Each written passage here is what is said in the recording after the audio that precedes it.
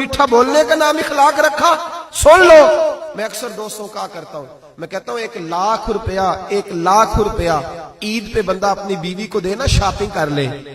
1,00,000 روپیہ تو بیوی کہتی ہے تو انوکھا نہیں دیتا, ساری دنیا ہی دیتی ہے, تو انوکھا نہیں. لیکن 600 روپے کا پرانا جوڑا عید پہ جا کے بندہ بہن کو دے آئے نا, تو وہ رکھ لیتی ہے میز پہ اور سہیلیوں کو بتاتی ہے میرا بھائی بڑا اچھا ہے, وقت پہ آتا ہے, کبھی نہیں بھولا.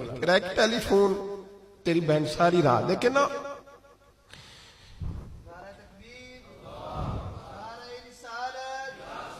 اسے یہ نا معاشرے میں بڑی ساری. حضرت شیمہ تھی نا نبی پاک کی رضائی ہمشیرہ حضرت حلیمہ کی, تو ان کے سارا قبیلہ گرفتار ہو کے آیا تھا.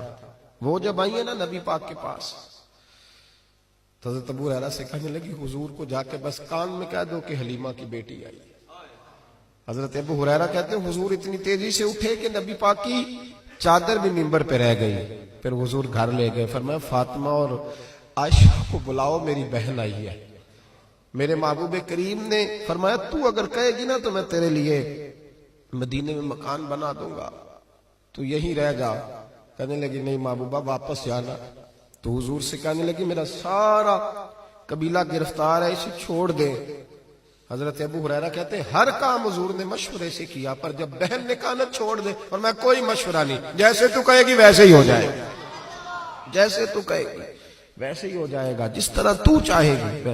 کون اشک شوئی کرے گا, کون بات سنے گا, کون دکھ کسی کی. پگلی بی بی, پاگل عورت, دیکھے کبھی پاگلوں کو کوئی وقت دیتا؟ وہ پاگلوں کے پاس بیٹھا, میں بڑا مصروف آدمی ہوں, مجھے تو سیاںا بندہ ملنے آئے تو میں کہتا مختصر بات کرنا. ایک پگلی بی بی آئی, پاگل. حضرت انس کہتے ہیں آ کے کھڑی, کہنے یا رسول اللہ مجھے کام ہے. پاگل عورت.